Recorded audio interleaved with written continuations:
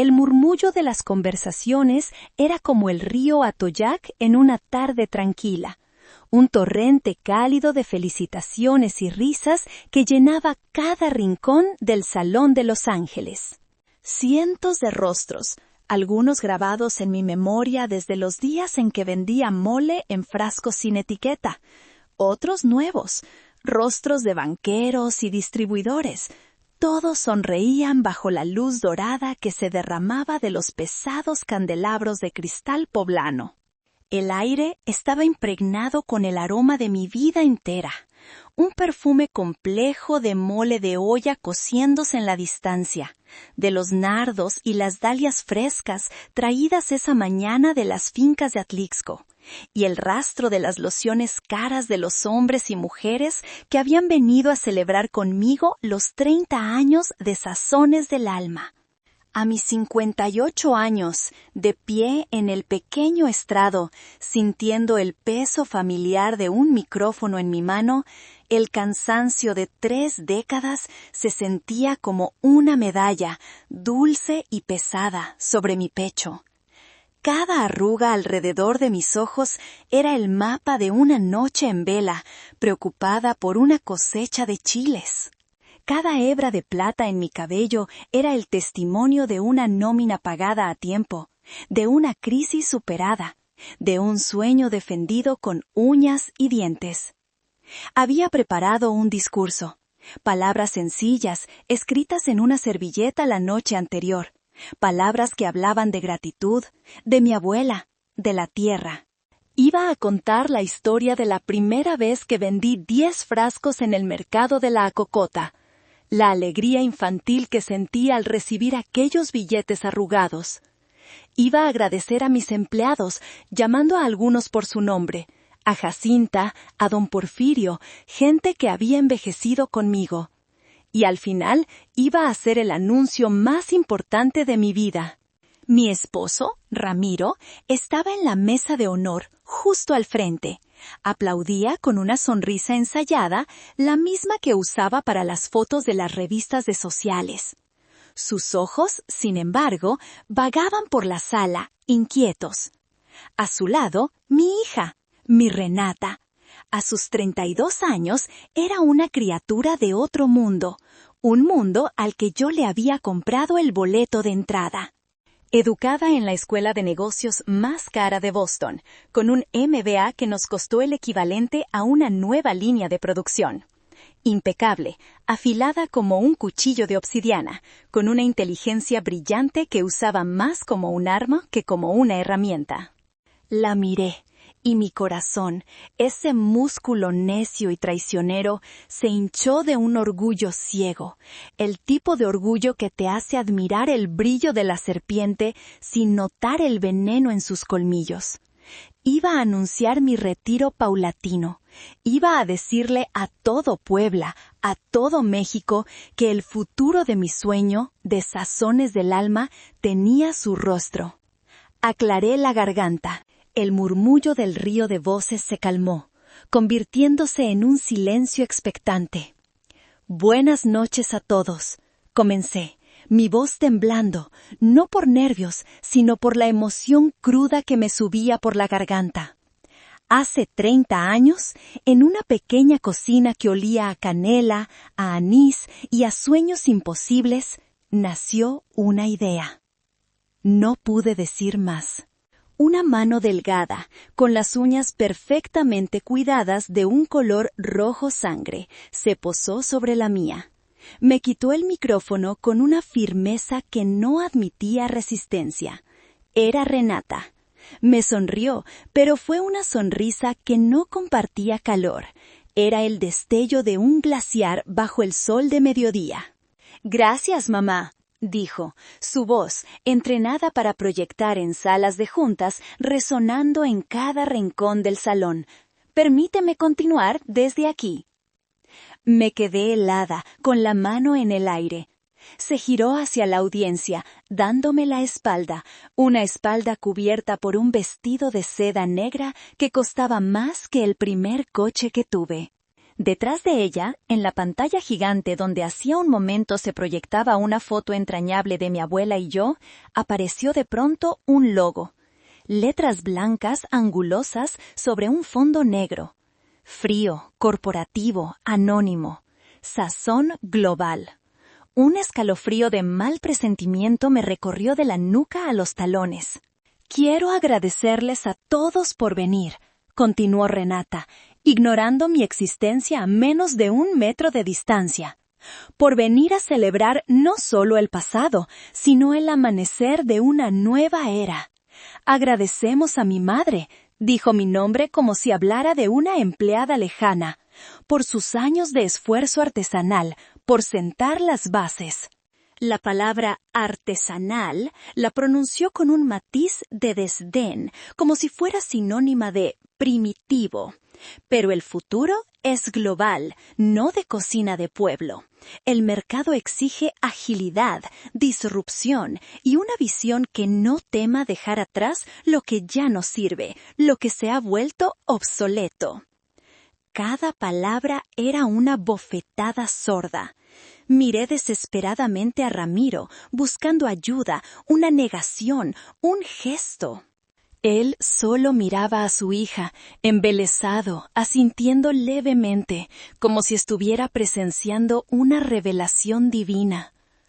Los invitados se removían en sus sillas, el ambiente se había vuelto denso, incómodo. Podía sentir sus miradas de lástima sobre mí. Renata levantó la barbilla, su mirada barriendo la sala como una generala pasando revista a sus tropas. Por eso, con el apoyo total del Consejo y de mi padre, a partir de hoy asumo la dirección general y la presidencia ejecutiva de la empresa. Es momento de anunciar la jubilación forzosa de mi madre para dar paso a esta visión moderna. Hizo una pausa dramática y entonces, solo entonces, se giró para mirarme. Sus ojos oscuros no tenían ni una pizca de amor filial. Solo un triunfo helado, una ambición desnuda que me dejó sin aliento. El negocio, desde hoy, es mío. El micrófono se sintió como plomo en mi mano. Mis dedos, de repente débiles, se aflojaron. Resbaló y golpeó la tarima de madera con un ruido sordo y amplificado que resonó en el silencio sepulcral de la sala. Fue un sonido feo, final, el sonido de un punto final puesto con violencia. El sonido de mi corazón, de 30 años de mi vida, de mi alma entera, haciéndose añicos contra el suelo de madera pulida que yo misma había pagado. El eco de ese golpe sordo me arrastró 16 años atrás en el tiempo, a un momento que mi memoria había intentado archivar bajo la etiqueta de malentendido juvenil. La cocina de nuestra primera planta de producción, que entonces me parecía un palacio, pero ahora recordaba pequeña y bulliciosa, olía a piloncillo derritiéndose y al perfume picante de los chiles mulatos tostándose en el comal. Yo misma estaba supervisando la olla más importante de todas. Una olla de cobre, reluciente y ancha como la luna llena, que contenía nuestro mole especial de fiesta, la receta secreta de mi abuela, que solo preparábamos para ocasiones y clientes que podían cambiar nuestro destino. Aquel día, el cliente era el chef dueño de la cadena de hoteles más lujosa de la Riviera Maya. Un solo contrato con él significaría la seguridad, la expansión, el fin de las noches de insomnio. Mi futuro entero burbujeaba suavemente en aquella olla. Renata entró como un torbellino de perfume caro y mala actitud. Tenía 16 años y el mundo entero le parecía una ofensa personal. Llevaba un vestido negro demasiado corto que yo le había prohibido usar y tecleaba furiosamente en un teléfono que costaba el salario mensual de 3 de mis empleados. Discutía a gritos con una amiga sobre una fiesta en la playa a la que no la había dejado ir ese fin de semana. «Es que no lo entiende. Mi vida social es importante. No puedo pasarme el sábado oliendo a rancho». Pasó peligrosamente cerca de la estufa. Su bolso de diseñador se balanceaba como un arma. «Ten cuidado, mi amor, esto está muy caliente», le dije, mi voz una mezcla de advertencia y súplica. Se detuvo en seco, se giró y miró la olla. No con curiosidad, la miró con un desdén tan profundo, tan absoluto, que me encogió el corazón. Arrugó la nariz. ¿De verdad crees que la gente rica, la gente como la que va a esa fiesta, quiere oler a esto? Me espetó. Su voz goteaba un veneno que yo no sabía que una niña de su edad podía destilar. Era un desprecio no solo por el mole, sino por mí, por mis orígenes, por todo lo que yo era. Antes de que pudiera procesar la crueldad de sus palabras, hizo algo que desafiaba toda lógica, toda decencia. Con un movimiento que fue todo menos accidental, empujó la olla.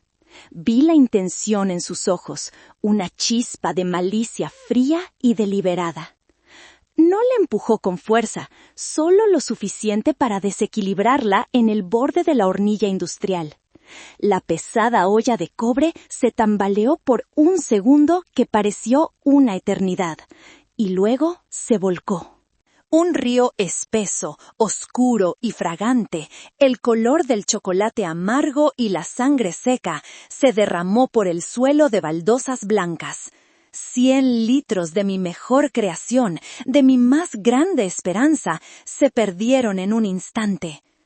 El siseo del mole caliente al tocar el suelo frío fue como el sonido de 1000 serpientes muriendo.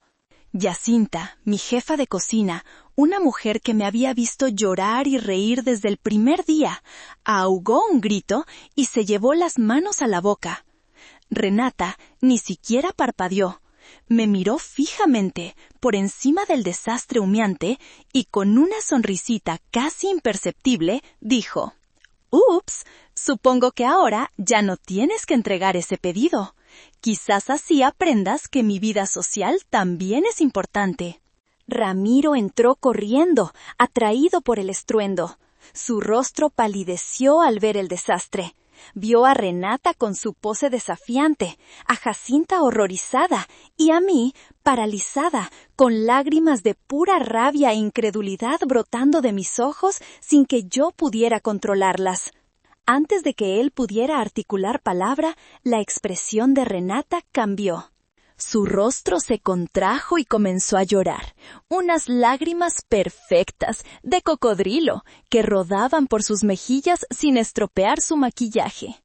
«No fue mi culpa, papá. Jacinta dejó la olla mal puesta, en el borde. Casi me quema la pierna». Fue como ver a una actriz consumada en el escenario. Ramiro, mi esposo, el hombre que había prometido amarme y apoyarme, ni siquiera dudó. Corrió hacia ella, la rodeó con sus brazos y la consoló.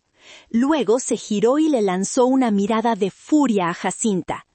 «¿En qué estabas pensando? Pudiste haber lastimado a mi hija».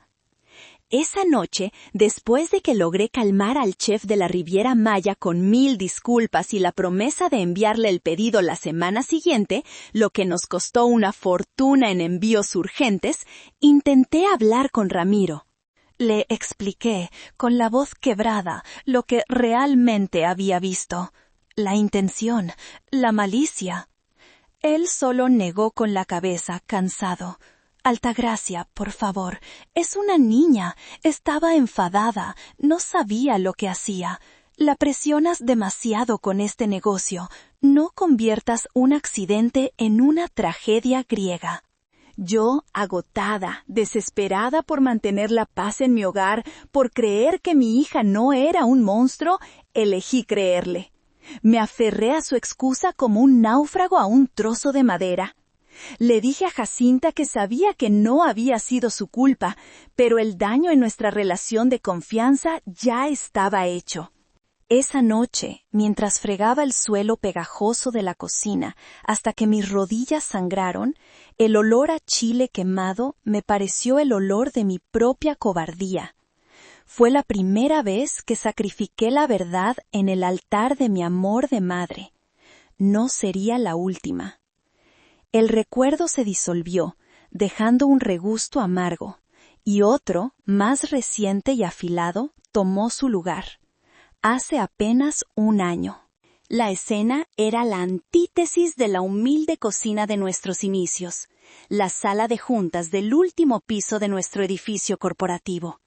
Las paredes de cristal ofrecían una vista panorámica de Puebla, con las cúpulas de las iglesias brillando bajo el sol.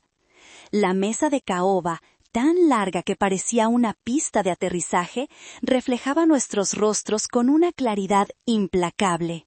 A un lado, Bernardo, mi hermano, y la voz de la razón financiera, y yo. Al otro lado, un hombre que personificaba todo lo que Renata aspiraba a ser, Javier Montero, CEO de Delicias Modernas, un conglomerado alimenticio cuyas campañas de marketing eran estudiadas en las universidades. Y en la cabecera, presidiendo con una autoridad que había asumido sin que nadie se la diera, estaba mi hija. Javier Montero no era el tiburón agresivo que la prensa de negocios describía. Era un hombre de mi edad, con el cabello plateado en las sienes y unos ojos inteligentes que no se perdían un solo detalle. Había solicitado la reunión él mismo, para sorpresa de todos. Su propuesta, cuando la expuso, no era solo brillante, era poética. Quería crear una alianza, una línea de productos co-branded, Sazones del Alma, por Javier Montero. Su idea era llevar nuestras recetas más tradicionales, sin alterar un solo ingrediente, a las tiendas gourmet más exclusivas de Nueva York, París y Tokio. Delicias Modernas se encargaría de toda la logística, la distribución y un marketing exquisito que contaría nuestra historia. Señora Altagracia, dijo, dirigiéndose solo a mí, ignorando a Renata. Lo que usted ha creado no es un producto, es un ancla cultural. Es la memoria de un país en un frasco. Quiero presentarle al mundo como la artista que es. Respetaremos su marca, su historia, sus ingredientes de origen. Cada frasco llevará su rostro, su legado. No quiero comprarla, quiero asociarme con su genio. Era el sueño más grande que jamás me había atrevido a tener. Era la validación definitiva. Era el pasaporte de mi abuela al mundo. Miré a Bernardo y vi en sus ojos el mismo asombro. Estaba radiante, haciendo cálculos mentales a una velocidad vertiginosa. El futuro de la empresa, asegurado por generaciones. Estaba a punto de extender mi mano sobre la mesa para sellar el trato que coronaría 30 años de mi vida. Fue entonces cuando Renata se rió. No fue una risa alegre, fue un sonido corto, seco, como el de una rama rompiéndose. Había permanecido en silencio hasta ese momento, dibujando garabatos en una libreta con una pluma de oro. Una propuesta muy pintoresca, señor Montero, dijo, arrastrando las palabras con un acento que había adquirido en Boston y que solo usaba cuando quería sonar superior. Se reclinó en su silla de cuero, la que había sido mía. Pero creo que está usted subestimando el potencial de esta empresa y sobreestimando el valor de la nostalgia. El ambiente se congeló, la calidez de la sala se evaporó. Javier Montero la miró, su expresión pasando de la sorpresa a una decepción helada. Disculpe, señorita Vázquez, pero creo que no ha entendido la naturaleza de mi oferta. No se trata de nostalgia, se trata de autenticidad. Es el activo más valioso en el mercado del lujo actual. «Oh, lo entendí perfectamente», replicó Renata, poniéndose de pie y caminando hacia la ventana, dándonos la espalda. «Usted quiere nuestra marca para darle un toque auténtico a su portafolio masivo. Quiere usar nuestra historia, mi historia familiar, como una herramienta de marketing. Es un modelo de negocio parasitario. Bernardo carraspeó, a punto de explotar. Renata, por favor, es una oportunidad increíble. Ella lo silenció con un gesto de la mano, sin siquiera mirarlo. Gracias por la oferta, señor Montero, pero cuando Sazones del Alma se vuelva global, y lo hará, será bajo nuestros propios términos, con una estrategia de mercado del siglo XXI, no con un empaque que parece sacado de un museo de antropología. No necesitamos que un dinosaurio corporativo nos enseñe a cazar en nuestro propio territorio. La insolencia era tan grande que me dejó sin aire. Estaba tirando por la borda nuestro futuro, no por una estrategia de negocios, sino por un ataque de ego.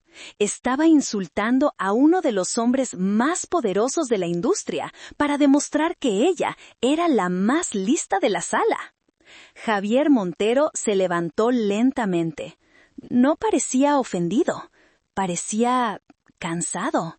Recogió su portafolio de cuero y me miró.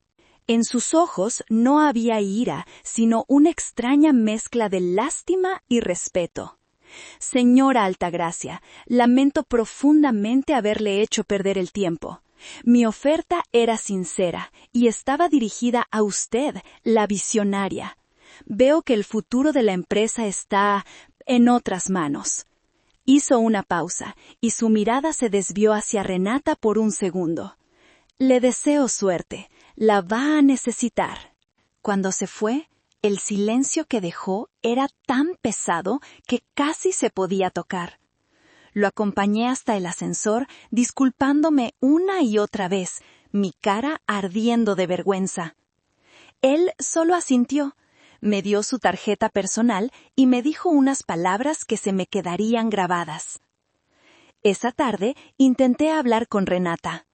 Fue una falta de respeto inaceptable, le dije. Ella ni siquiera levantó la vista de su laptop. Fue una jugada de poder, mamá, algo que tú nunca entenderías. Le demostré que no somos unos pueblerinos a los que puede impresionar con su chequera. Y yo, una vez más, me retiré. No discutí, no la forcé a ver su error. Me tragué mi rabia y mi decepción y permití que su versión de la historia se convirtiera en la verdad oficial. Dejé que la oportunidad de mi vida se escapara entre mis dedos porque me aterraba la confrontación con mi propia hija, otra capa de cemento sobre el muro de mi negación. De vuelta al presente, en el salón de fiestas, la humillación era un sabor metálico en mi boca. El personal del evento, con rostros compungidos, se apresuraba a recogerme, a preguntarme si necesitaba un vaso de agua, un médico. Pero yo no los veía. Solo veía a mi hija en el escenario, recibiendo los aplausos de su nuevo y joven equipo de marketing, un grupo de extraños con sonrisas depredadoras. Mi esposo, Ramiro, subió al escenario para abrazarla, posando para los fotógrafos de la sección de sociales que ahora disparaban sus flashes como si fuera una coronación. La traición se había convertido en un espectáculo, y yo era la única espectadora que no aplaudía. Bernardo llegó a mi lado como una sombra protectora, su rostro una máscara de furia contenida. Me tomó del brazo con una firmeza que me ancló a la realidad. «Vámonos de aquí, Altagracia. No tienes que presenciar esto. No mereces esto». Me dejé llevar.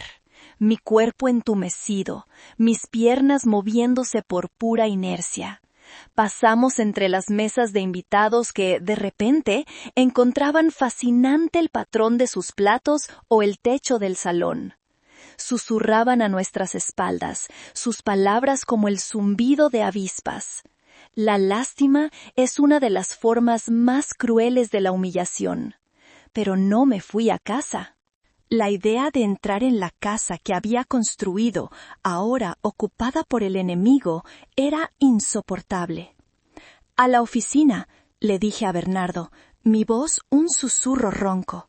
Necesitaba enfrentar esto. Necesitaba respuestas. Cuando llegamos al edificio de Sazones del Alma, nuestro edificio, las luces de la oficina principal del último piso estaban encendidas, una herida brillante en la oscuridad de la noche. Subimos en el ascensor en un silencio tenso. El único sonido era el zumbido del motor y el latido desbocado de mi propio corazón. La puerta de mi oficina, la que tenía la pesada placa de roble con mi nombre grabado, Altagracia Vázquez, fundadora, estaba abierta de par en par. Renata estaba sentada detrás de mi escritorio de caoba. Mi escritorio. El que me había regalado a mí misma después de nuestro primer millón en ventas.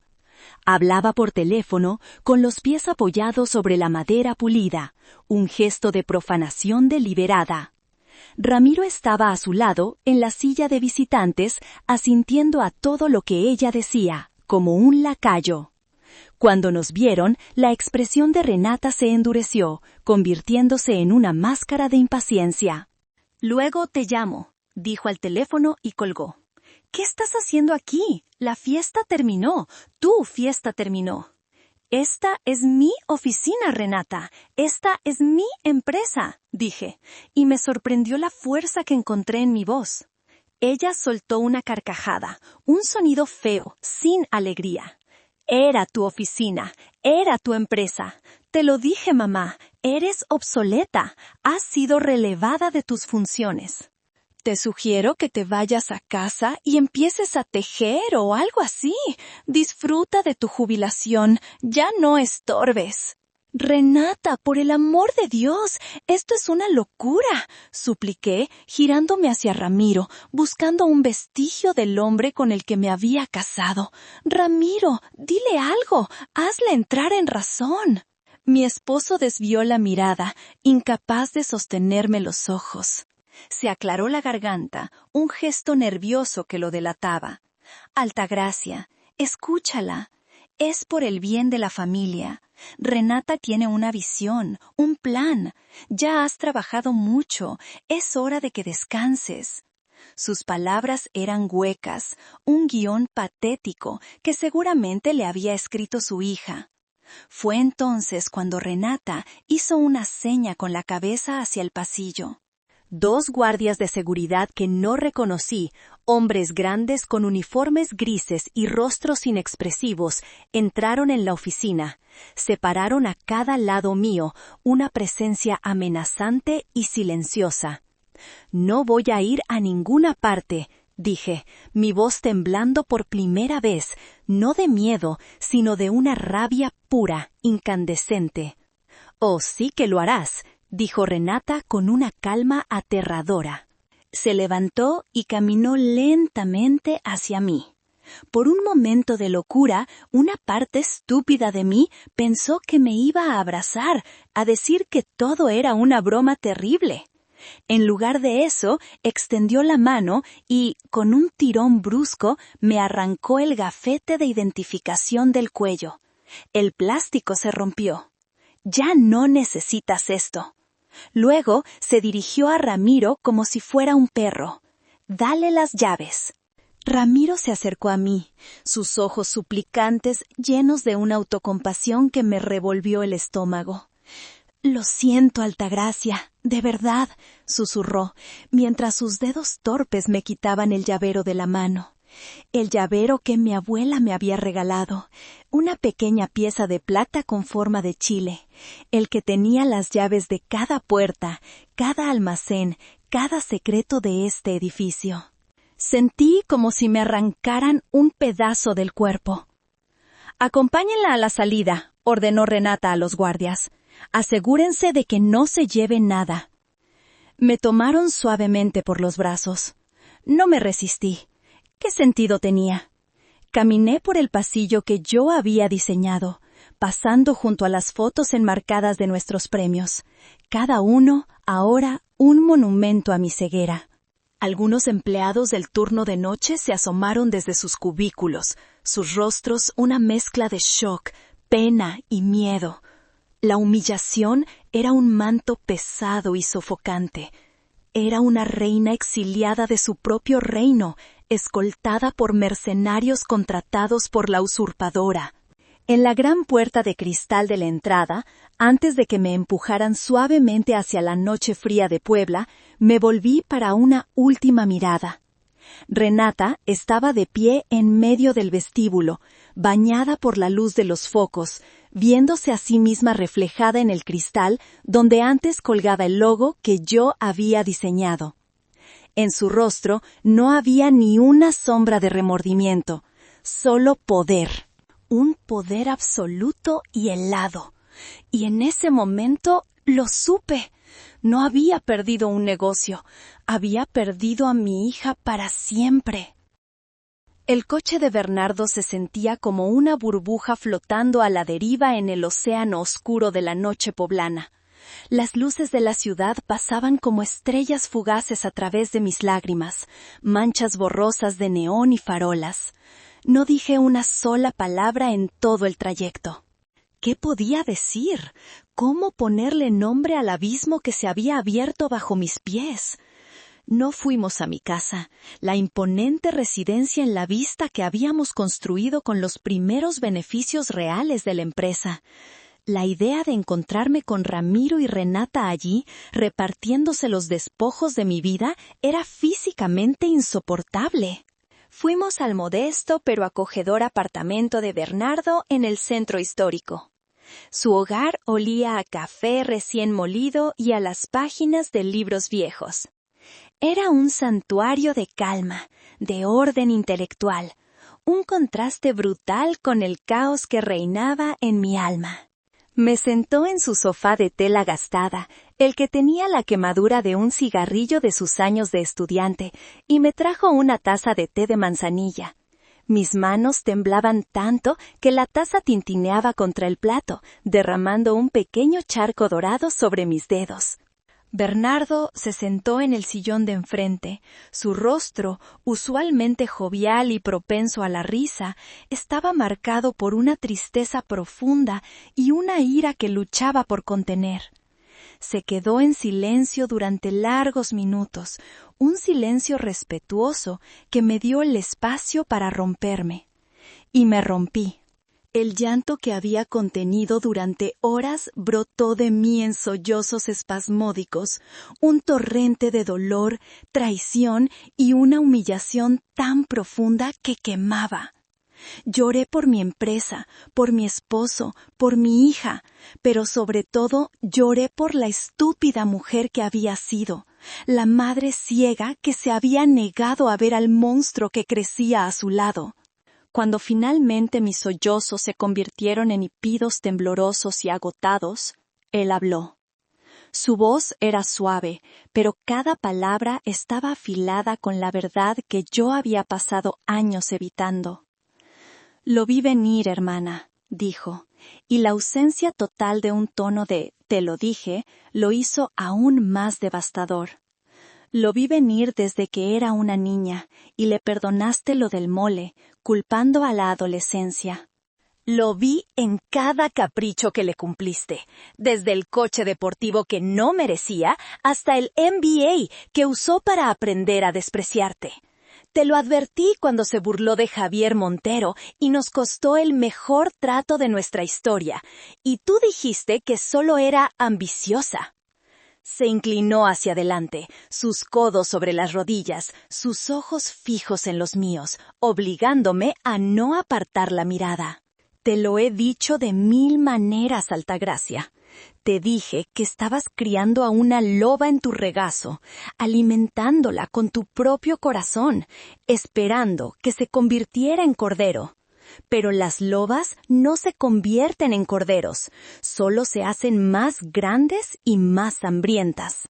Sus palabras eran cuchillos, pero no buscaban herir, buscaban cortar el tumor de mi negación. Me obligaron a enfrentar la verdad más dolorosa de todas. Yo era la arquitecta de mi propia destrucción. Mi amor incondicional, mi paciencia infinita, mi estúpida esperanza no habían sido virtudes. Habían sido el abono para la maleza venenosa que ahora me ahogaba. ¿Qué voy a hacer, Bernardo? susurré, mi voz rota, apenas un hilo de sonido. Lo he perdido todo, mi negocio, mi casa, mi esposo. Mi hija, no has perdido el negocio, dijo él, su voz endureciéndose, volviéndose práctica. Te lo han robado, que es diferente. Hay leyes, hay opciones. Hizo una pausa. Y no has perdido a tu esposo. Ramiro se perdió a sí mismo hace mucho tiempo, el día que decidió que era más fácil vivir de tu éxito que construir el suyo. Se regaló a sí mismo a la primera que le ofreció una ilusión de poder. Y tu hija, suspiró, un sonido pesado, lleno de una tristeza antigua. La hija que tú criaste, la niña que amabas, quizás se perdió hace años, Altagracia, y tú no quisiste darte cuenta. Se levantó y caminó hacia la ventana, mirando las luces de la ciudad que yo había ayudado a iluminar con mi trabajo. Esta noche te permito que llores.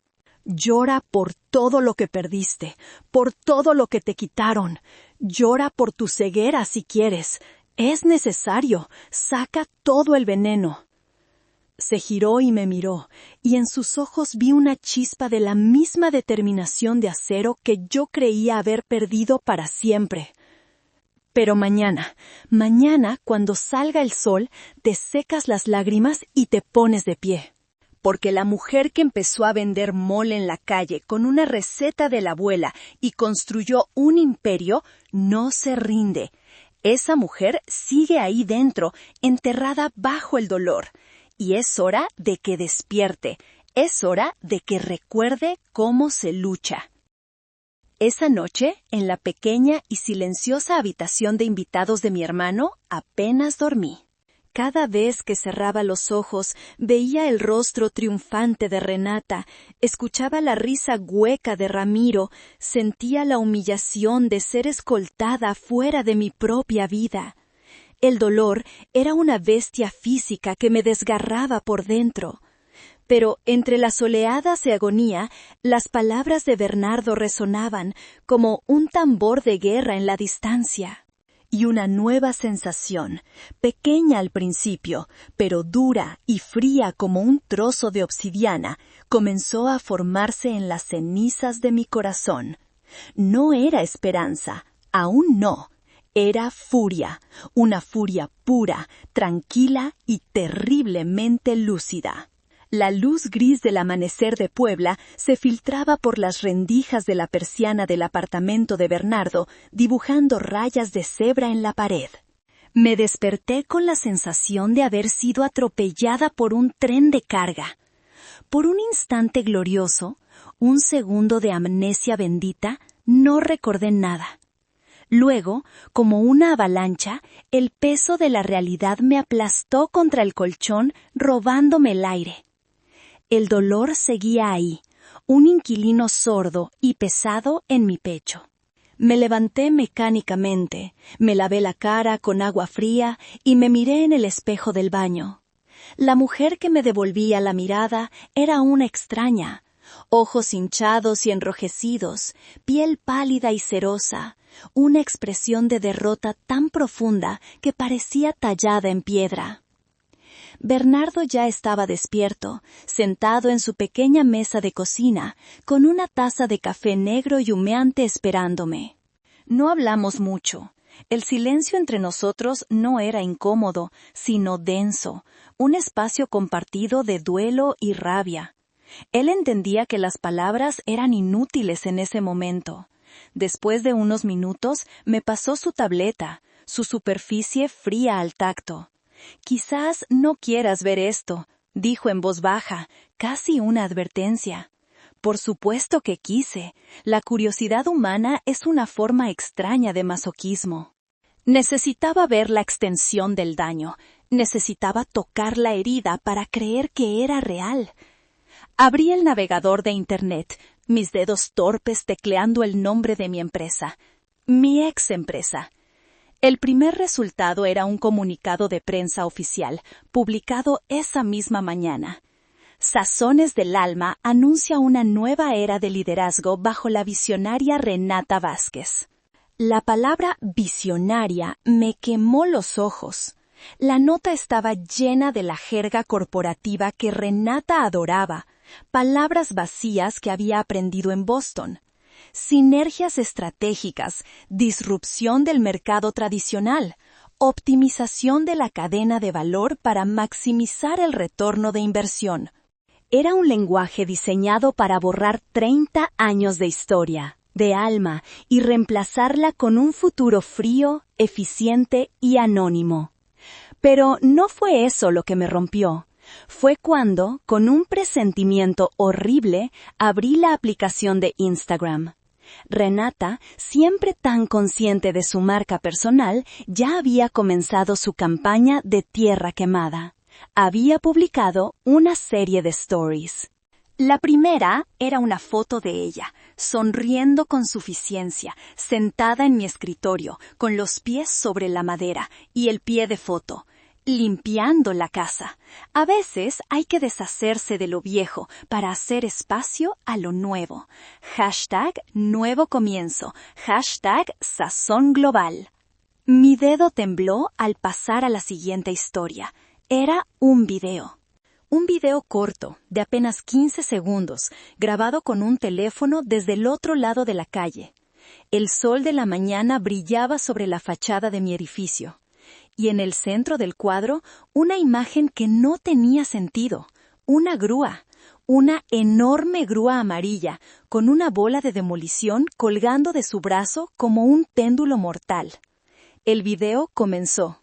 La bola de demolición se balanceó hacia atrás, lenta, ominosa, y luego se estrelló con una fuerza brutal contra la pared, justo en el lugar donde, por 30 años, había estado el letrero original de Sazones del Alma. El letrero que yo misma había diseñado, basándome en la caligrafía elegante de la única carta que conservaba de mi abuela. Las letras de cerámica de Talavera, pintadas a mano por un artesano de Cholula, explotaron en una nube de polvo azul, blanco y amarillo.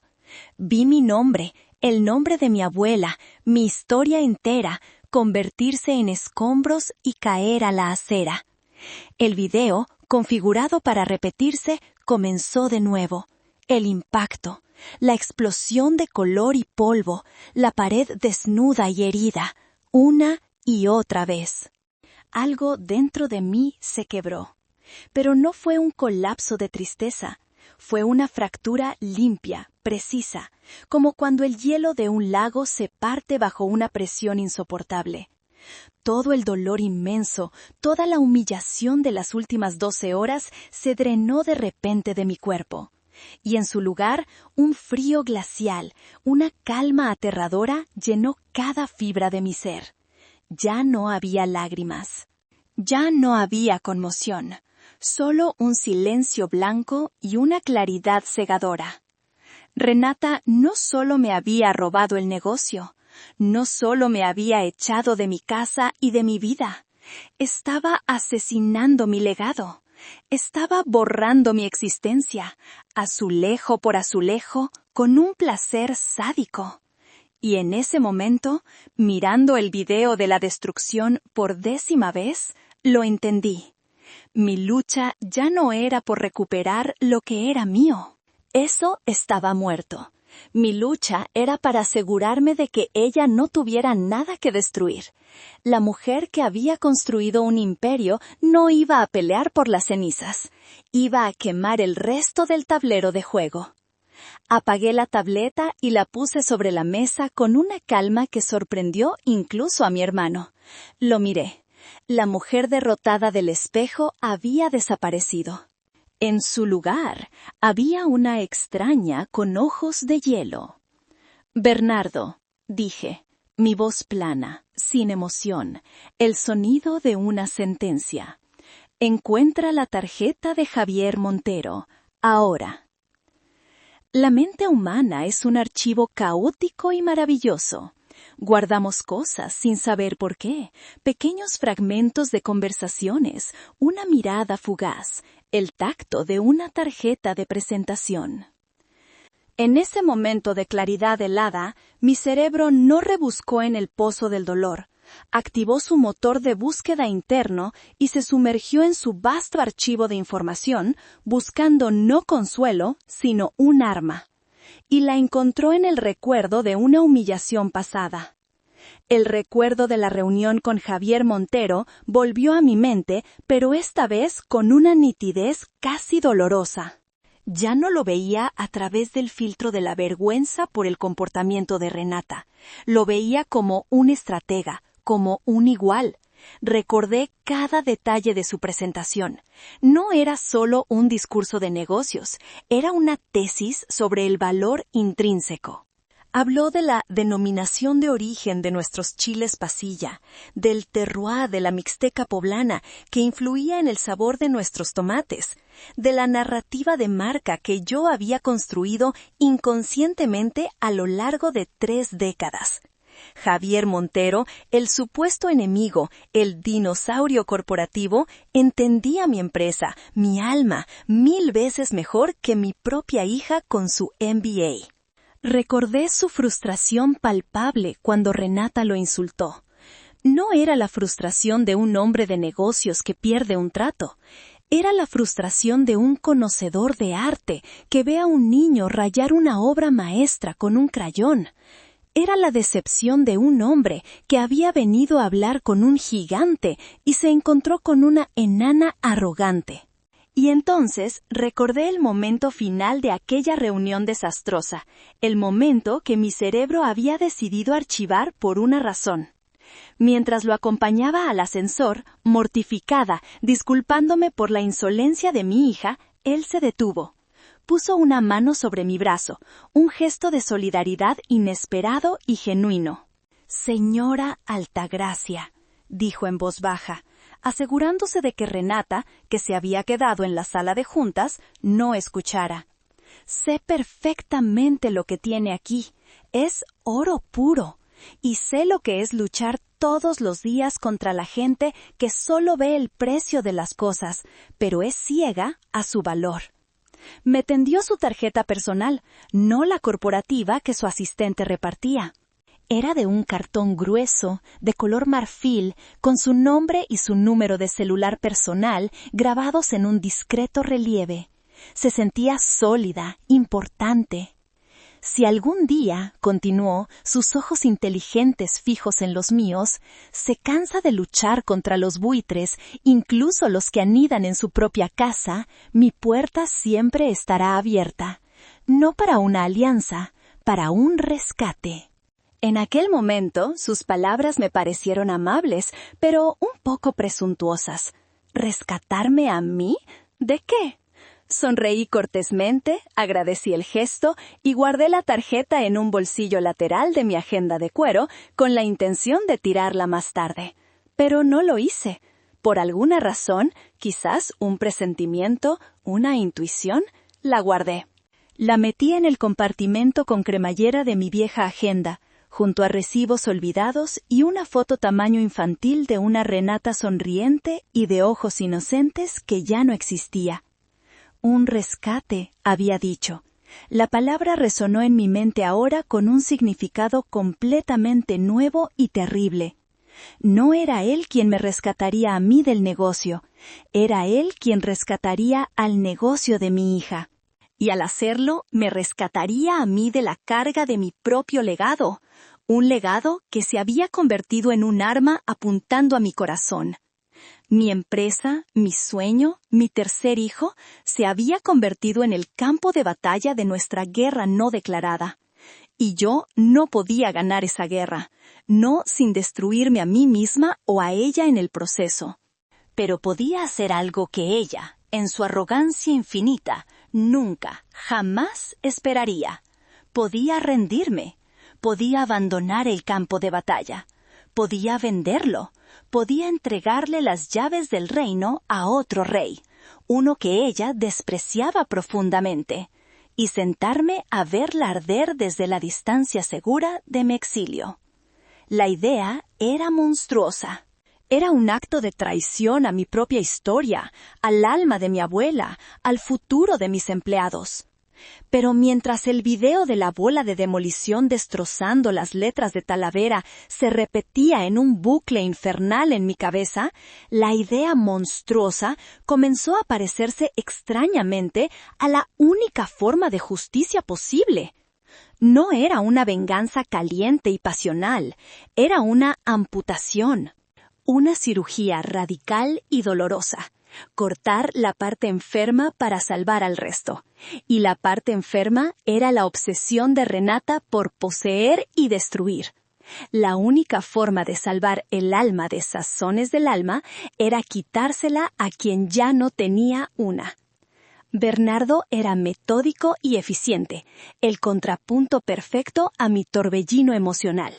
Mientras yo me perdía en las profundidades de mis recuerdos, él ya había desarmado el pequeño estudio de su apartamento, buscando entre cajas de archivos viejos y agendas de años pasados. Después de 10 minutos de un silencio solo roto por el ruido de papeles, apareció en la puerta de la cocina con mi agenda de cuero del año anterior en la mano. ¿Es esta?, preguntó, su voz tranquila. Asentí, mi garganta demasiado seca para hablar. Me la entregó. El cuero gastado se sentía familiar y extraño al mismo tiempo, un artefacto de una vida que ya no era la mía. Con los dedos aún ligeramente temblorosos, abrí el compartimento con cremallera. Y allí estaba, junto a la foto descolorida de mi hija inocente, la tarjeta de Javier Montero. Se sentía pesada en mi mano, como una ficha de póker para la apuesta final y definitiva de mi vida. Puse la tarjeta sobre la mesa de la cocina. El número de celular personal, grabado en relieve, parecía mirarme, desafiándome. Tomé mi teléfono. La pantalla se iluminó con una foto de mi perro, un xoloitzcuintle viejo y leal que seguramente me extrañaba en la casa que ya no era mía. Marqué los primeros dígitos y me detuve. Una oleada de náuseas me recorrió, un vértigo repentino. ¿Qué estaba haciendo?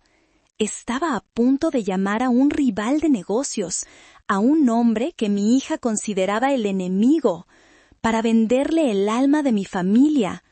Estaba a punto de traicionar a cientos de empleados que habían confiado en mí durante décadas. Estaba a punto de destruir la herencia de mi hija, por muy cruel y malagradecida que hubiera sido. La imagen de una Renata de 5 años, con las manos manchadas de masa de mole, riendo a mi lado en la cocina, apareció en mi mente con una claridad insoportable. ¿Podía realmente hacerle esto? ¿Podía aniquilar su futuro por completo? ¿Qué clase de madre era yo? ¿Estoy a punto de destruir la herencia de mi hija?, susurré, la pregunta rasgando el silencio, dirigida más a mí misma, a cualquier Dios que estuviera escuchando, que a mi hermano. Bernardo, que había estado observándome en silencio desde el otro lado de la mesa, se acercó. Puso su mano grande y cálida sobre mi hombro, un ancla en mi tormenta. «No, Altagracia», dijo con una firmeza que cortó a través de mi pánico. «No estás destruyendo nada. La herencia ya está destruida. Ella la está quemando para calentarse las manos, para alimentar su ego. Tú vas a destruir el arma que ella usa para destruirte a ti y a todo lo que construiste con amor». Me miró a los ojos, su mirada seria y clara, obligándome a ver la verdad. Piensa en esto fríamente, como una mujer de negocios. Si vendes, ¿qué pasará? Javier Montero es un tiburón, sí, pero es un tiburón inteligente. Respeta la marca, sabe que ahí está el valor. Mantendrá a la mayoría de los empleados, a los buenos. Seguirá comprando a nuestros agricultores porque sabe que la calidad es la clave. El producto, el verdadero legado de la abuela, sobrevivirá. Pero si dejas que Renata siga al mando, ¿qué pasará? Lo convertirá en un producto barato y sin alma, lleno de químicos para bajar costos. Despedirá a la gente de siempre para contratar a sus amigos inexpertos. Y llevará la empresa a la bancarrota en 5 años por su pura arrogancia. ¿Qué herencia está salvando entonces? ¿Un nombre en un edificio en quiebra? Tenía razón. Una razón fría, dura y brutal. Mi lealtad no debía ser hacia la usurpadora, sino hacia la creación misma, hacia la gente que dependía de ella, hacia el nombre de mi abuela. Respiré hondo, el aire llenando mis pulmones con una nueva determinación. El rostro de la niña sonriente en mi memoria fue reemplazado por el video de la bola de demolición. Marqué el resto de los números y, antes de que la duda pudiera volver a paralizarme, pulsé el botón de llamar. Sonó 1 vez, 2 veces. Mi corazón martillaba contra mis costillas.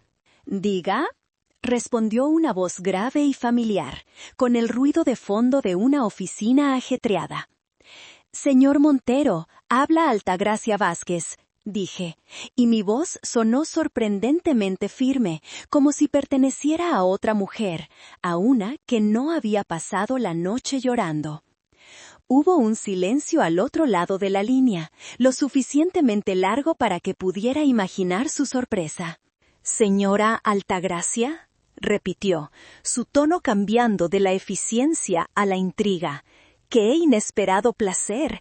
¿En qué puedo servirle?». «Quiero hablar sobre su oferta de rescate», dije, eligiendo la palabra deliberadamente, lanzándola como un guante.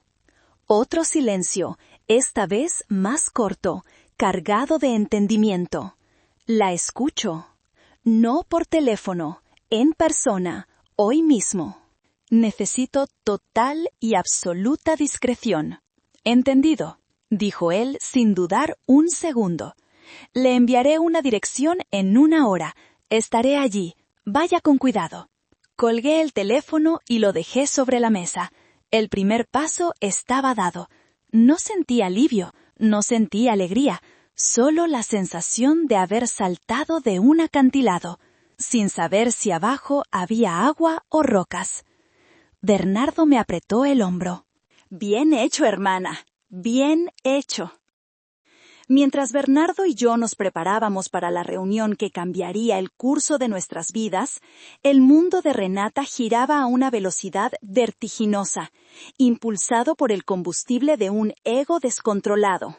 Gracias a un par de llamadas discretas de Bernardo a sus contactos más leales que aún quedaban dentro de la empresa, como fantasmas en la maquinaria, obtuvimos un panorama claro y desolador de su breve y desastroso reinado.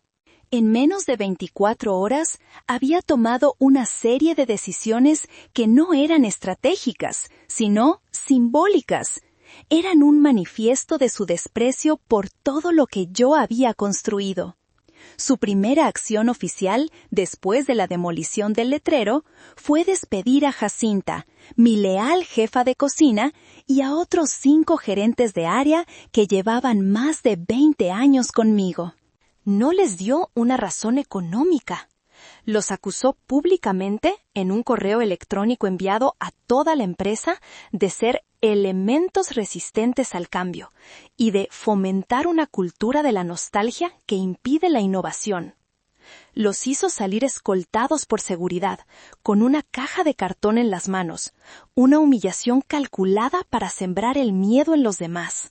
Luego, convocó una reunión de emergencia con nuestros principales proveedores, los agricultores de chiles de la Sierra de Puebla, familias con las que yo había trabajado durante generaciones, creando lazos de confianza y apoyo mutuo. Les anunció, sin rodeos ni diplomacia, que sus contratos serían renegociados a la baja en un 30% de manera inmediata. «La lealtad es un concepto anticuado y poco rentable», les dijo, según nos contó don Porfirio, un anciano que había sido el proveedor de mi padre. «En el mercado global, lo que importa es el precio más bajo. Si no les gustan mis términos, estoy segura de que encontraré a alguien en China o en la India que me lo dé. Los hombres y mujeres que eran la columna vertebral de nuestra calidad salieron de esa reunión con la cabeza gacha, traicionados y furiosos. Canceló el festival anual para los empleados y sus familias, un evento que yo organizaba cada año en los jardines de la planta para agradecerle su trabajo, calificándolo en un memorándum de gasto innecesario y populista que no contribuye al valor de las acciones. En su lugar, contrató a una firma de consultores de la Ciudad de México, amigos suyos de la universidad, por una suma exorbitante para que realizaran un rebranding estratégico y un análisis de redundancias, que era su eufemismo para planear despidos masivos. Las redes sociales de la empresa, antes llenas de fotos de nuestros artesanos y de los campos de chiles, se convirtieron en un desfile de su poder. Selfies en la sala de juntas con su nuevo equipo de jóvenes disruptores, fotos de maquetas de los nuevos empaques, unos diseños minimalistas y genéricos que podrían contener cualquier cosa, desde perfume hasta comida para perros. Cada publicación era una declaración, un clavo más en el ataúd de la identidad de Sazones del Alma. Bernardo recibió una llamada de uno de los gerentes de planta, un hombre bueno y trabajador. Nos contó con la voz quebrada que Renata había exigido que todos los empleados se dirigieran a ella como Miss Vázquez. Despidió a una secretaria con 15 años de antigüedad por llamarla Renata por costumbre. Estaba creando un régimen de terror. Se sentía invencible. Estaba convencida de que su MBA y su audacia eran suficientes para conquistar el mundo. No se dio cuenta, en su ceguera de poder, de que estaba demoliendo los cimientos de la casa mientras rediseñaba las cortinas. Creía que la marca era solo un nombre, un logo. No entendía que la marca era la confianza de los agricultores que nos daban sus mejores cosechas.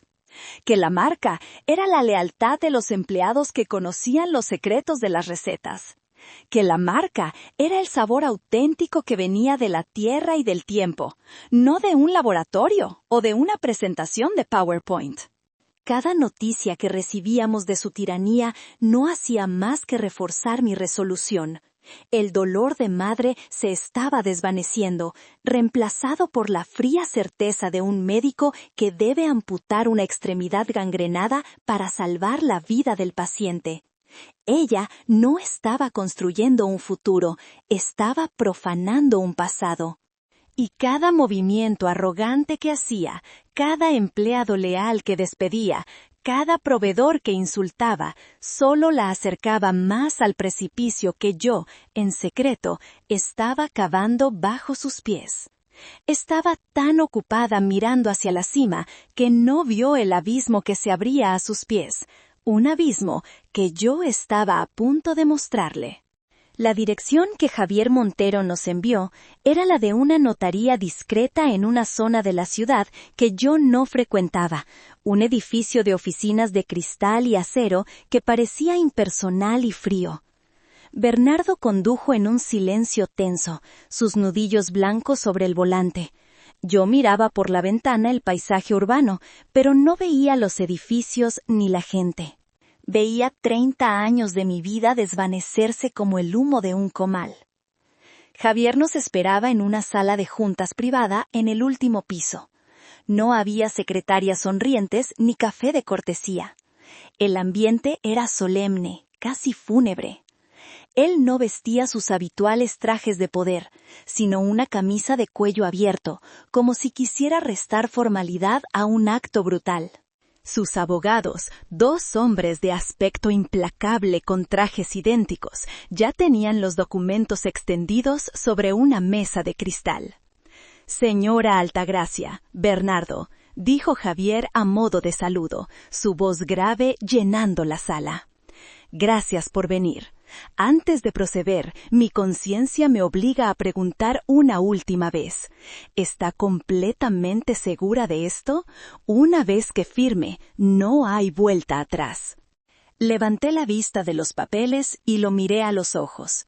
Señor Montero, ayer por la mañana, mi hija demolió el letrero de la empresa, el que llevaba el nombre de mi abuela. Para ella, esto es solo un activo, una cifra en un balance. Para mí, era mi alma. Ya no puedo protegerla de ella, pero puedo protegerla para que no la destruya por completo. Sí, estoy segura, más segura que nunca. Asintió lentamente, como si mi respuesta confirmara algo que él ya sospechaba. Entendido. Mis abogados han redactado un contrato de compra-venta simple y directo, como solicitó. Adquiero el 95% de las acciones de Sazones del Alma S.A.D.C.B., que según los registros públicos están a su nombre como accionista mayoritaria y fundadora. El 5% restante pertenece a su hermano Bernardo. Miró a Bernardo, un gesto de respeto profesional. Si desea vender su participación, igualo la oferta en proporción. Si desea quedarse, será un placer tenerlo en el equipo de transición. Su conocimiento es invaluable. Bernardo me miró buscando mi aprobación. Yo asentí levemente. Me quedo, dijo Bernardo con voz firme. Alguien tiene que asegurarse de que el alma de esta empresa no se pierda en la transición. El abogado de Javier, un hombre con gafas de montura fina, nos explicó los términos legales con una voz monótona que contrastaba con la magnitud de la transacción. La cantidad era astronómica, mucho más de lo que yo hubiera pedido. No era el precio de mercado, era un precio que incluía una prima por el valor estratégico, por la historia, por la marca. Era una suma que me garantizaba no solo una jubilación tranquila, sino la capacidad de empezar 100 empresas más si quisiera. Incluía una cláusula de confidencialidad férrea que prohibía a cualquiera de los presentes revelar la transacción bajo pena de una demanda millonaria, hasta que yo diera la señal. Y una cláusula de poder inmediato, que le daba a Javier el control total y absoluto desde el momento en que mi firma se secara en el papel. El notario, un hombre mayor y solemne, entró en la sala. Verificó nuestras identidades, leyó los puntos clave del contrato en voz alta. Cada palabra era un martillazo en el ataúd de mi vida anterior. Finalmente, deslizó el documento sobre la mesa hacia mí y me ofreció una pluma de tinta negra. Pesaba 1 tonelada. Miré el papel, mi nombre impreso en una tipografía elegante junto a la línea de firma. Altagracia Vázquez, propietaria y fundadora. Por última vez.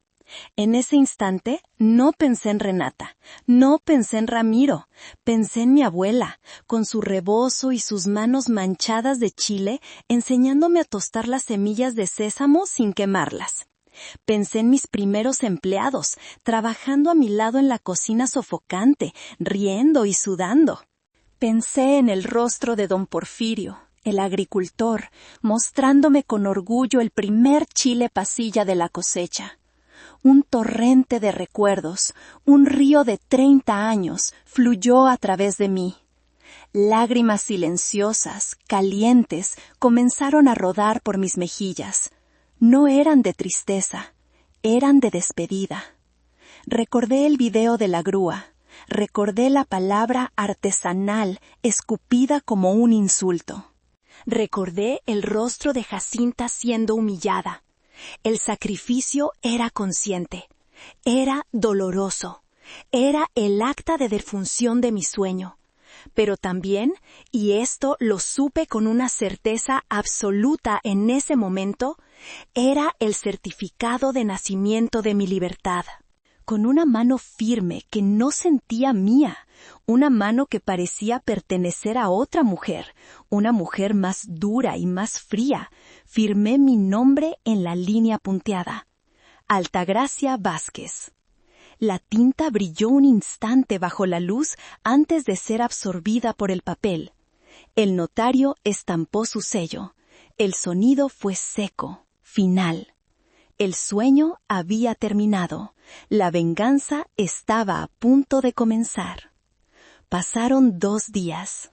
2 días que se sintieron como una eternidad, como el silencio denso y expectante que precede a una tormenta. Viví en una especie de limbo, oculta en el apartamento de Bernardo, desconectada del mundo exterior. No contesté las docenas de llamadas de amigos preocupados, ni leí los mensajes de parientes entrometidos que sin duda ya se habían enterado del golpe de estado en mi empresa.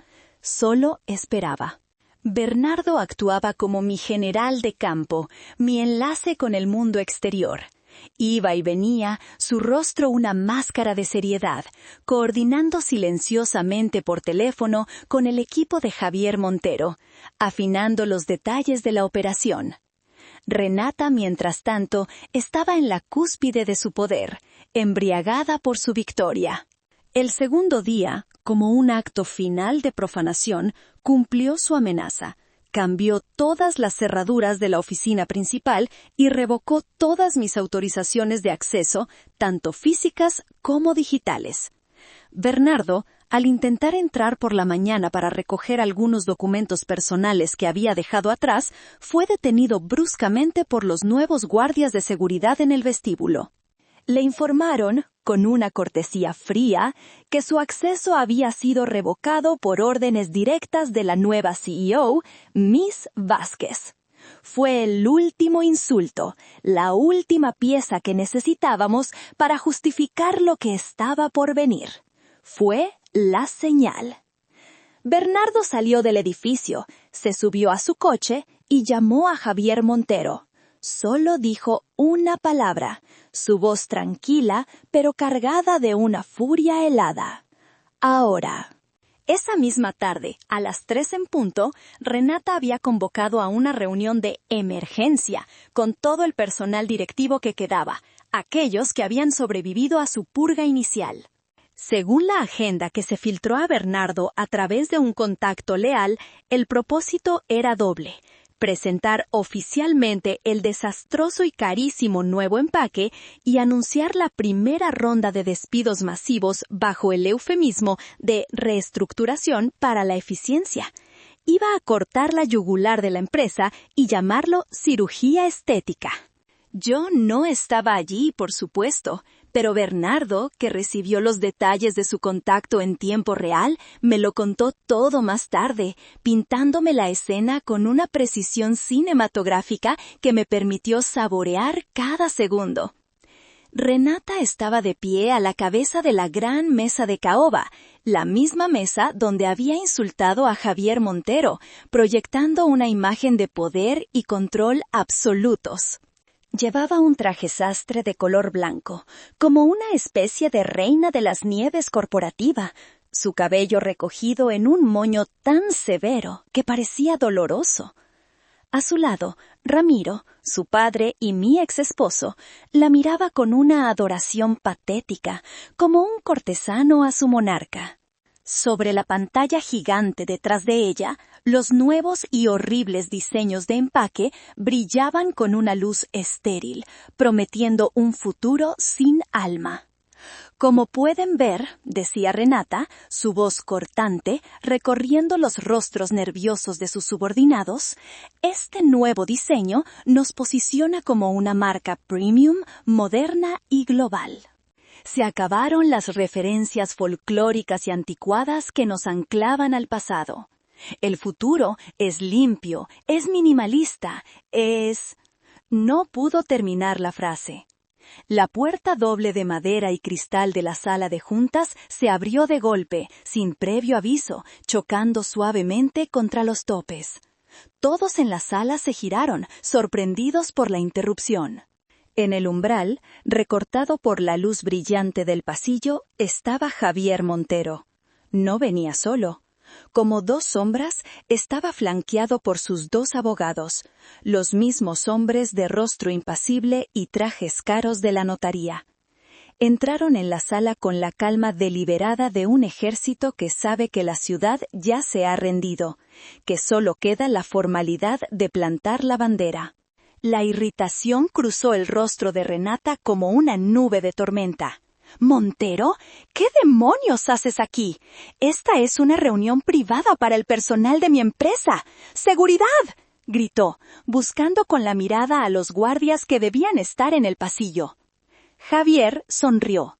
Era una sonrisa sin alegría, una simple muestra de dientes, el gesto de un depredador que está a punto de cerrar la mandíbula.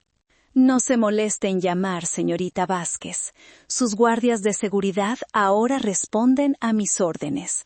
Y en cuanto a su pregunta, estoy aquí porque, técnicamente, este es ahora mi personal y mi empresa». Caminó lentamente, sin prisa, hacia la mesa.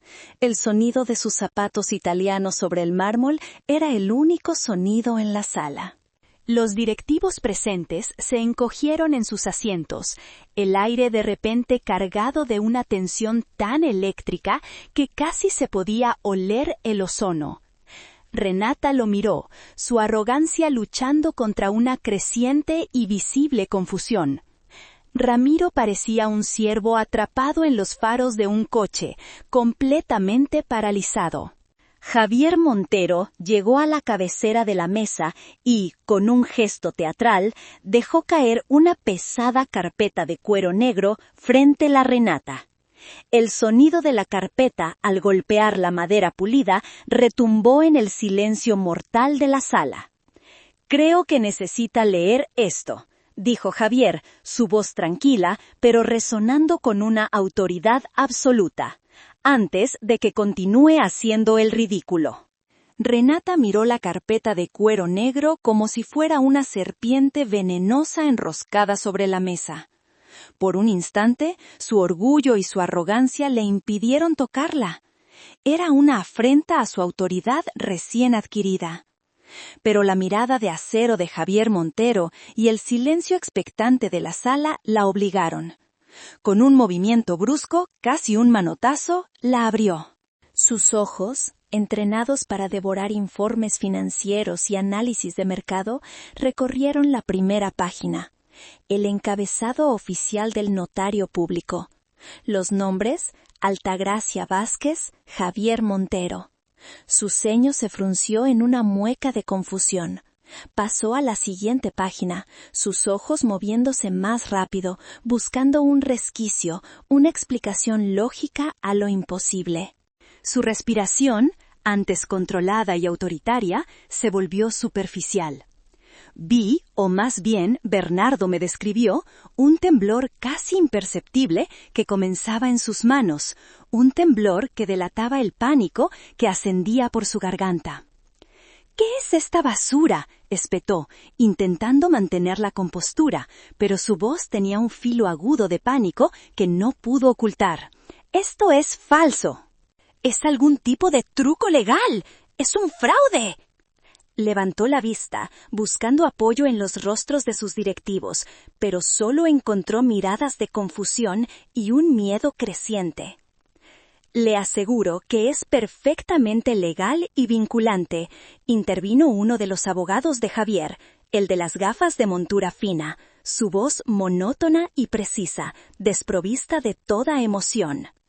«Es una copia certificada del contrato de compra-venta del 95% de las acciones de la sociedad anónima Sazones del Alma, firmado y sellado ante notario público hace 48 horas por la propietaria legítima y accionista mayoritaria, la señora Altagracia Vázquez». La sangre abandonó el rostro de Renata. Se puso tan pálida como el papel que sostenía en sus manos temblorosas. Se giró hacia su padre, sus ojos desorbitados buscando una negación, una explicación, cualquier cosa que desmintiera la pesadilla que se estaba materializando frente a ella. Ramiro solo la miraba a ella, su boca abierta en una O de pura idiota estupefacción. No tenía respuestas, nunca las había tenido. «¡No es posible!». gritó Renata, su voz subiendo una octava, rompiéndose en el borde de la histeria. Ella no puede vender. Yo estoy al mando. El consejo me nombró. Javier Montero se rió. No fue una risa de alegría, sino una risa seca, cortante, el sonido del desprecio. Usted estaba al mando de una ilusión, señorita. El consejo del que habla consistía en usted, su padre que no es accionista, y 2 directivos a los que usted misma despidió. Su madre era la dueña del 95% de las acciones. Podía vender. Y lo hizo. La adquisición se completó legalmente ayer por la tarde. Sazones del alma, o como sea que planeara llamar a su proyecto global, ahora es una subsidiaria de propiedad total de Delicias Modernas. Javier comenzó a caminar lentamente alrededor de la mesa, como un lobo rodeando a su presa. Se detuvo directamente detrás de la silla de Renata, la silla que había sido mía. Se inclinó, su presencia llenando el espacio, su voz un susurro que, sin embargo, todos en la sala pudieron escuchar con una claridad aterradora. Así que, como nuevo propietario y director general de esta empresa, mi primera decisión ejecutiva es cancelar este desastroso rediseño de empaque. Hizo un gesto hacia la pantalla. Es una ofensa al buen gusto y a 30 años de historia de marca. Quiero los diseños originales de vuelta en producción para el final de la semana. Luego se enderezó. Su voz volvió a su tono normal, resonando en la sala con una finalidad ineludible. Y mi segunda decisión ejecutiva es terminar tu contrato. Estás despedida, Renata. Se giró hacia el resto del equipo, que miraba la escena como si estuviera viendo una película, una mezcla de terror y un alivio apenas disimulado. Para los demás, no se preocupen. Mi plan es restaurar la visión original de la señora Altagracia. Vamos a volver a la calidad, a la tradición y al respeto por nuestros empleados y proveedores. Los que compartan esa visión tienen un futuro brillante aquí. Los que prefieran la disrupción, dijo la palabra con un desprecio tan palpable que casi se podía tocar. La puerta es muy ancha. Renata se quedó paralizada por un segundo, su cerebro intentando procesar la aniquilación total de su realidad. Finalmente encontró su voz, ahora un chillido agudo. «¡No puedes hacerme esto! Llamaré a mi abogado, te demandaré». «Adelante», dijo Javier, encogiéndose de hombros con una indiferencia aplastante. «Puede pedirle que se reúna con mis abogados, quizás puedan discutir los términos de su finiquito, o quizás no, considerando que su nombramiento fue, digamos, irregular». Hizo una pausa, dejando que el peso de sus palabras se asentara. Y luego pronunció la frase que sellaría su destino. La frase que yo había imaginado una y otra vez en la oscuridad de mi exilio. La frase que era el epitafio de su breve y arrogante reinado. Ahora, si me disculpa, está ocupando mi silla. Yo soy tu jefe. El hechizo de poder de Renata se rompió en 1000 pedazos. La realidad, una realidad que ella se había negado a considerar, cayó sobre ella con la fuerza de la bola de demolición que ella misma había ordenado. Se levantó de un salto, su silla de cuero de alta gama se tambaleó y cayó hacia atrás con un ruido sordo.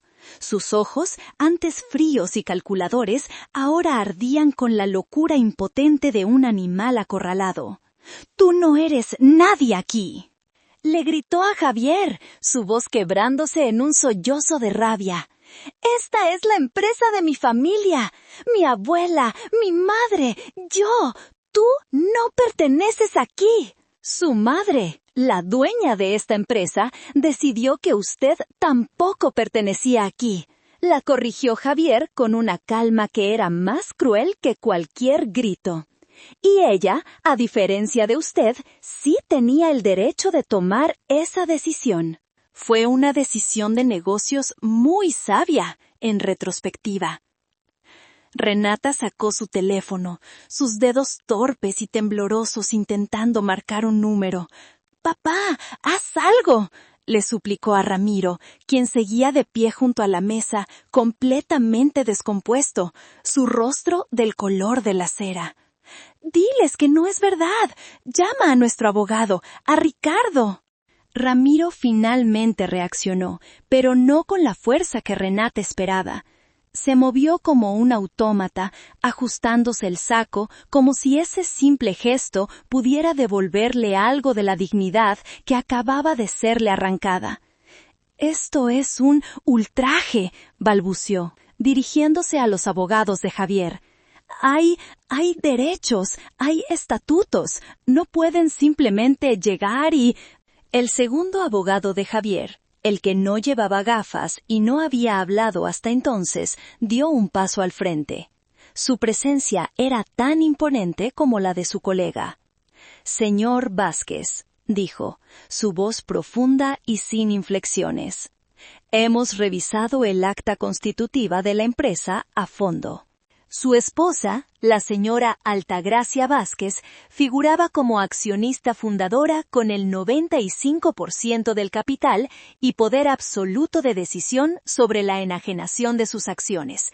Usted no figura como accionista, figura como un empleado con el cargo de asesor estratégico del consejo». Hizo una pausa y miró una hoja de papel en su mano.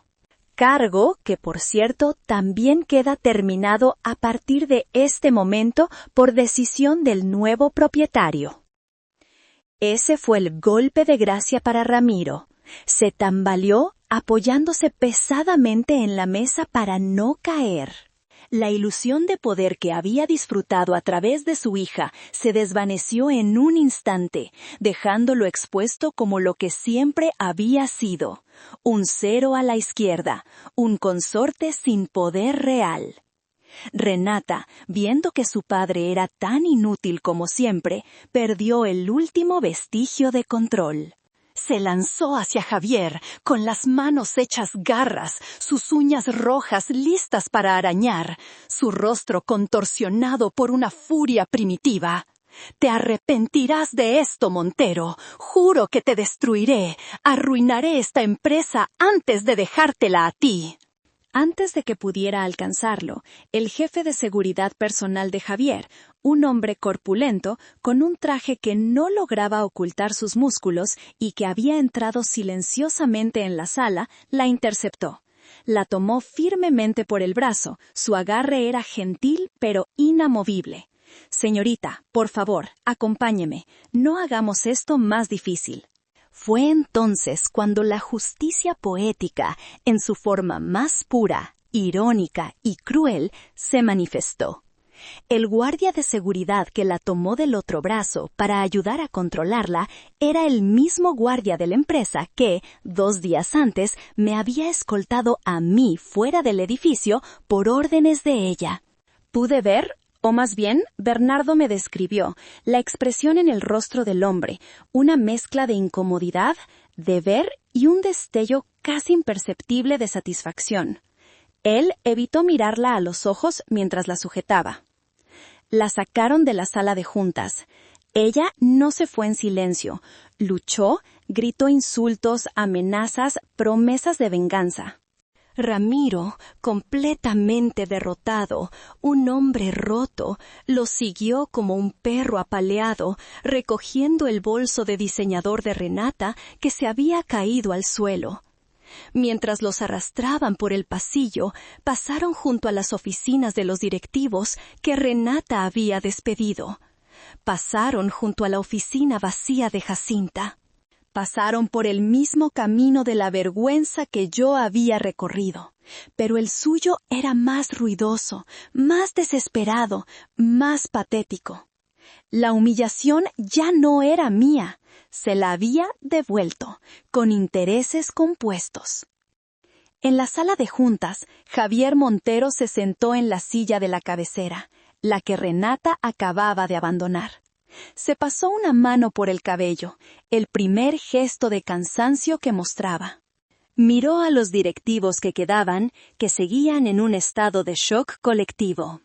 «Bien», dijo, su voz tranquila y firme, cortando el aire tenso. «Ahora que hemos sacado la basura, pongámonos a trabajar. Tenemos una marca que restaurar». Pasaron 3 días. 3 días de un silencio glorioso y ensordecedor.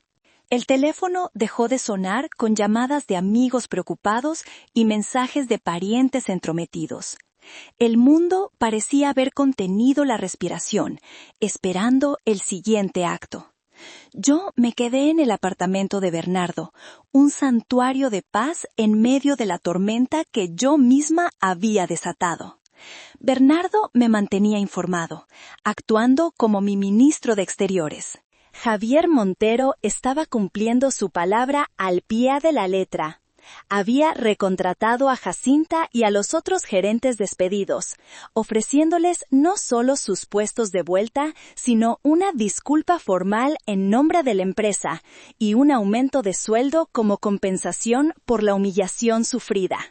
Había cancelado los contratos millonarios con los consultores de Renata y estaba en proceso de renegociar, al alza, con nuestros agricultores de siempre, asegurándoles que la era del desprecio había terminado. Estaba sanando las heridas que Renata había infligido, una por una, con la precisión de un cirujano. La noche del tercer día, el timbre del intercomunicador sonó, un zumbido estridente que rompió la calma. Eran las 10 de la noche. Bernardo y yo nos miramos. No necesitábamos preguntar, sabíamos quiénes eran. Bernardo fue a la puerta y miró por la mirilla. Su rostro se ensombreció. «Son ellos», confirmó en voz baja, su voz teñida de desprecio. «No abras», le dije instintivamente. Mi primer impulso fue el de la autoprotección. Él se giró y me miró. «Tienes que hacerlo, Altagracia. No por ellos, por ti. Necesitas escucharlos una última vez, para cerrar el ciclo». Suspiré. Tenía razón. Era la última página de un capítulo terrible que necesitaba ser leído antes de poder cerrar el libro. Asentí. Se hizo a un lado y abrió la puerta. La imagen en el umbral era patética, una caricatura trágica de la pareja de poder que habían sido 3 días antes. Renata y Ramiro estaban allí, bajo la luz amarillenta y poco favorecedora del pasillo. Parecían náufragos, arrastrados por la marea. Renata ya no llevaba sus trajes de poder. Vestía unos jeans desgastados y una sudadera gris. Su cabello estaba recogido en una cola de caballo desordenada y sus ojos, sin maquillaje, estaban rojos e hinchados de tanto llorar. Ramiro parecía haber envejecido 10 años. Su postura estaba encorvada, su rostro pálido y demacrado. «Altagracia, por favor», comenzó Renata, su voz un sollozo ahogado, desprovista de toda su arrogancia anterior. «Tienes que arreglar esto. Fue un error, un terrible error. Habla con Montero. Eres la única a la que escuchará. Dile que fue un malentendido. Podemos devolvértelo todo». Me quedé en silencio, mirándola desde la seguridad del salón, a unos metros de distancia. El todo que ofrecía devolver ya no existía. Fue el turno de Ramiro, intentando jugar el papel de mediador, de padre de familia. «Hija, por favor, no seas así con tu madre», le dijo a Renata, y luego se dirigió a mí, su voz empalagosa y falsa. «Altagracia, mi amor, sé que cometimos un error terrible. Estábamos confundidos. La ambición nos cegó, pero somos una familia». «El dinero no puede separarnos. Piensa en todo lo que construimos juntos». La hipocresía de sus palabras, su intento de apelar a una historia que él mismo había ayudado a dinamitar, casi me hizo reír. Entonces, la delgada capa de su frente unido se rompió. La desesperación dio paso a la recriminación. «Todo esto es tu culpa», le gritó Renata a su padre, su voz volviéndose aguda y estridente. «Tú me alentaste, tú me dijiste que tenía razón, que era mi momento, que mi madre era un ancla». «Yo solo te apoyé como un buen padre», replicó Ramiro, su voz temblando de ira y autocompasión. «Tú fuiste la que se volvió loca, la que insultó a Montero, la que trató a tu madre como basura. Destruiste nuestro futuro». Discutieron allí mismo, en el pasillo de mi hermano, olvidándose por completo de mi presencia. Se lanzaron acusaciones, revelando la fea y podrida verdad de su alianza, una unión tóxica de codicia y debilidad que ahora se desmoronaba bajo el peso del fracaso. Escuché sus gritos, vi su fealdad, y para mi sorpresa no sentí nada, ni rabia, ni pena, ni una pizca de satisfacción. Solo un vacío inmenso, una calma desoladora. La constatación de que estas dos personas, mi hija y mi esposo, durante más de 30 años, eran extraños para mí. El amor que una vez sentí se había secado por completo, dejando solo el polvo amargo del recuerdo. Finalmente, caminé lentamente hacia la puerta. No salí al pasillo. Me quedé en el umbral, una barrera invisible pero infranqueable entre su mundo de caos y mi nuevo mundo de silencio. Me miraron, su discusión se detuvo abruptamente. Sus rostros esperanzados, esperando algo de mí, un grito, un perdón, una negociación, cualquier cosa que los volviera a incluir en mi vida. Solo dije 2 palabras, mi voz tranquila y final. Se acabó. Y luego, con una calma que nunca pensé que poseería, cerré la puerta en sus caras. Escuché un sollozo ahogado de Renata al otro lado de la madera. Luego, el sonido de sus pasos vergonzosos alejándose por el pasillo. El ciclo estaba cerrado. El libro, finalmente, estaba sellado. Han pasado 3 meses. 3 meses de mi silencio que ha sido la música más hermosa que he escuchado. No volví a verlos ni a hablar con ellos. Bernardo me dijo, semanas después, que se fueron de Puebla. Ramiro se fue a vivir con su hermana a Veracruz, un exilio autoimpuesto. Renata, según supe por un conocido lejano, tomó un trabajo de bajo nivel en una agencia de marketing en Monterrey, usando el apellido de soltera de su madre, intentando borrar su conexión conmigo, la misma conexión que una vez intentó explotar. El dinero de la venta está en mi cuenta bancaria, una cifra con tantos ceros que parece irreal, abstracta.